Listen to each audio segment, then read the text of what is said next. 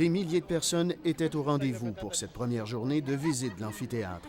Malgré les longues minutes d'attente sous un soleil de plomb, les visiteurs avaient bien hâte de voir l'amphithéâtre de 370 millions de dollars. Bien, c'est important, c'est nouveau, puis prendre le temps de le voir. Certains sont d'ailleurs d'accord avec l'injection de fonds publics dans la construction du nouvel aréna. Est-ce que ça valait la peine de construire l'amphithéâtre avec 370 millions de dollars de fonds publics, selon vous? Oui. Oh oui, on était dû, là, le Colisée, franchement, là, c'était rendu désuet, pas mal. Les visites se sont déroulées rondement.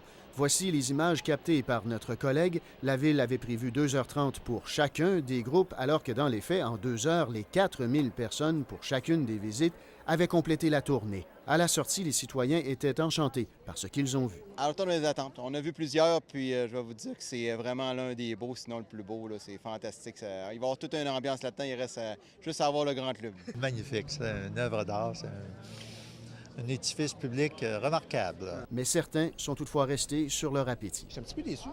J'aimerais ça voir plus la galerie de presse, les salons et tout ça. Ça, on n'a pas vu ça. On a fait le tour, mais sauf qu'ils nous ont amenés pour s'asseoir, puis on a juste regardé le film, puis après ça, on a sorti. Fait que j'aurais aimé ça qu'on voit plus un peu.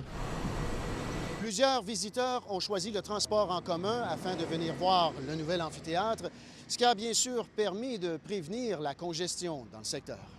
Bonjour.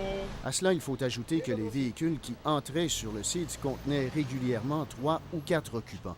Résultat, au beau milieu de la journée, plusieurs cases de stationnement étaient toujours disponibles sur le site même de l'amphithéâtre. Les policiers sont sur place, on avait le téléjalonnement, on avait les panneaux indicateurs. Tous les outils étaient en place. On n'a pas eu à s'en servir, donc c'est une très bonne nouvelle. Avec 8 visites par jour, c'est plus de 30 000 citoyens quotidiennement qui pourront admirer le nouvel édifice. Ici Nicolas Vigneault, Radio-Canada, Québec.